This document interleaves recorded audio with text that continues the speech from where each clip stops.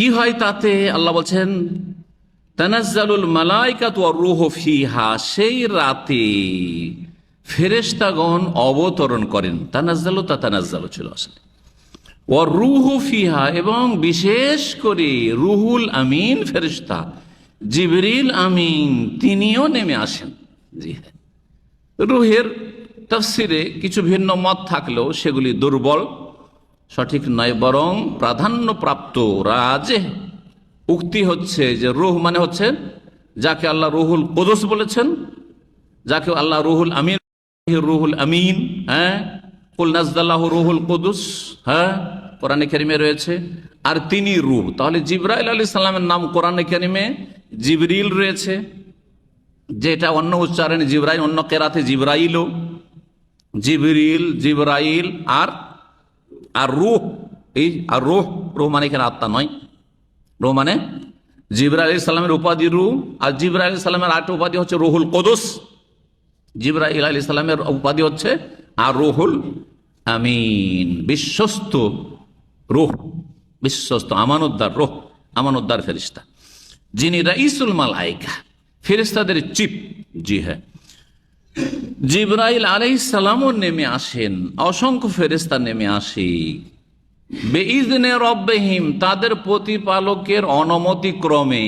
আল্লাহর অনুমতি হয় যে যাও তোমরা এই রাতে অবতরণ করো পৃথিবীতে। জি হ্যাঁ, মিন কুল্লি আমরিন, জি সকল, জি সকল বিষয়, হ্যাঁ, সকল গুরুত্বপূর্ণ বিষয় নিয়ে, অর্থাৎ সকল কল্যাণের বিষয়গুলি নিয়ে।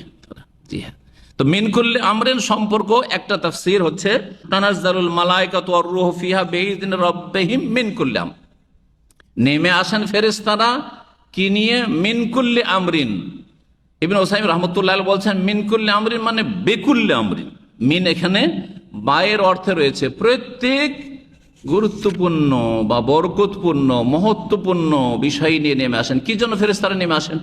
রহমত নিয়ে নেমে আসেন। ফেরেশতা নেমে আসা মানে যেখানে ফেরেশতা আছে রহমত নেমে আসে, যেখানে ফেরেশতা থাকে বরকত থাকে, যেখানে ফেরেশতা থাকে সেখানে, যেহেতু ফেরেশতারা কোনো পাপ করে না, পাপ মুক্ত, সুতরাং সেখানে ভালো মানুষদের সংখ্যা বাড়ে, সেখানে আল্লাহ রাব্বুল আলামিনের সন্তুষ্টি নেমে আসে, আল্লাহর পক্ষ থেকে সাকিনা প্রশান্তি নেমে আসে, রহমত তাদেরকে ঢেকে নেয়। এগুলি হচ্ছে অর্থ মিন কুল্লি আমর। দ্বিতীয় তাফসীর হচ্ছে মিন কুল্লি আমরের সম্পর্ক হচ্ছে সালামুন হেয়ার সাথে। সালামুন হেয়া মিন কুল্লি আমরিন, অর্থ অন্যরকম হয়ে যাবে। সালামুন হেয়া, সালামুনটা হচ্ছে খবরে মুকদ্দম, খবর পরে হয় সাধারণত, জাইদুন কায়মুন, কিন্তু কখনো কখনো আগে হইতে পারে। হেয়াটা হচ্ছে মুবতেদা, হেয়া মানে সেই রাত্রি, আল্লাইলা, এই লাইলাতুল কদরে সালামুন আসলে ছিল কি? সালামুন লাইলাতুল কদরে মিন কুল্লি আমরিন। এটা হলো আরবির তাফসীর, আরবি দিয়ে।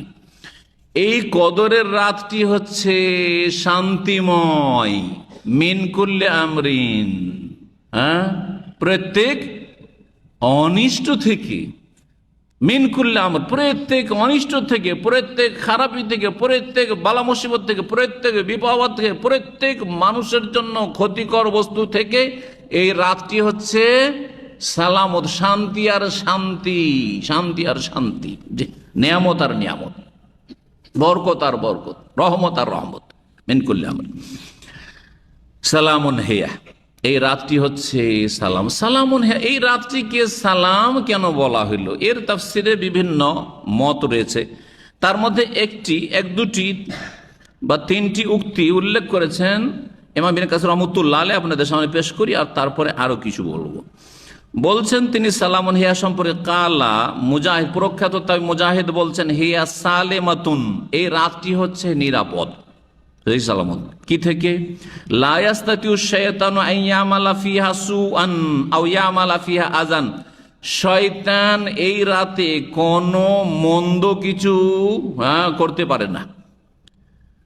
আও ইয়ামালা ফিহা আযান, তাতে কোনো কষ্টদায়ক কোনো কিছু করতে পারে না। জি হ্যাঁ, তারপরে সেই রাতে সব ভালো হয়ে যায় নাকি? ভালো হয় না। হ্যাঁ, এটার উত্তর ওইটাই, যেই উত্তর যে প্রশ্ন জাগে, যদি শয়তানকে বেঁধেই দেওয়া হলো, বন্দি করে দেওয়া হলো রমজান মাসে, তো রমজানে কেন খারাপ মানুষ থাকছে? বোঝা গেছে? এর উত্তর আমার বিভিন্ন আলোচনাগুলি, রমজান আলোচনাগুলিতে আছে।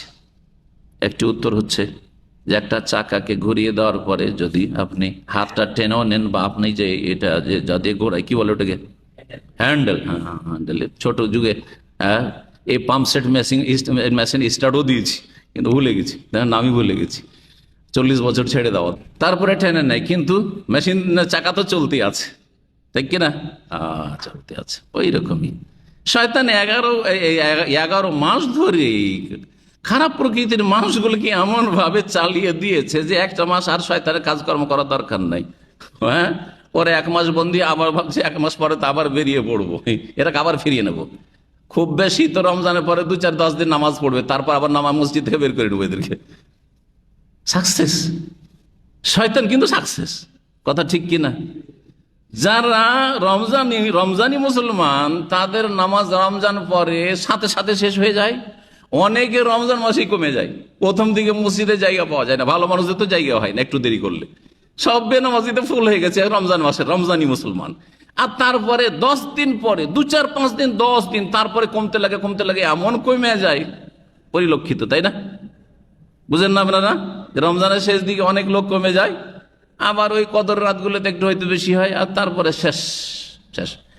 কারো রমজানই শেষ, কারো রমজান পরে 5-7 দিন চলতে থাকে, 10-20 দিন চলতে থাকে, আর 1-1 মাস চলতে থাকে, 2 মাস চলতে থাকে, তারপরে শেষ।